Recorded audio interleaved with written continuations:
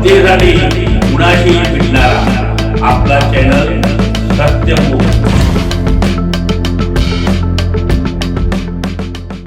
इचलकरंजीत शिवशाहू आघाडीच्या उमेदवारांचे अर्ज दाखल करण्यासाठी जिल्ह्याचे नेते सतेज उर्फ बंटी पाटील साहेब यांच्या नेतृत्वाखाली पदयात्रा। इचलकरंजी महानगरपालिका निवडणुकीच्या पार्श्वभूमीवर उमेदवारांचे अर्ज दाखल करण्यासाठी शिवतीर्थ ते शंभूतीर्थ पदयात्रेत माजी मंत्री बाळासाहेब पाटील यांच्यासह सहभागी झालो। शिवतीर्थावर छत्रपती शिवाजी महाराजांच्या पुतळ्याला अभिवादन करून अर्ज दाखल करण्यात आला। यावेळी माजी आमदार राजीव किसनराव आवळे, राजू बाबा आवळे, शशांक बावचकर, मदन कारंडे, संजय कांबळे, राहुल खंजिरे, सागर चाळके, माजी नगराध्यक्ष मेघाताई चाळके, प्रकाश मोरबाळे, संभाजीराव नाईक, उदय पाटील यांच्यासह शिवशाहू आघाडीचे उमेदवार, पदाधिकारी आणि कार्यकर्ते मोठ्या संख्येने उपस्थित होते। इचलकरंजी शहर विकासात्मक करण्यासाठी शिवशाहू आघाडी हा चांगला पर्याय देत आहोत।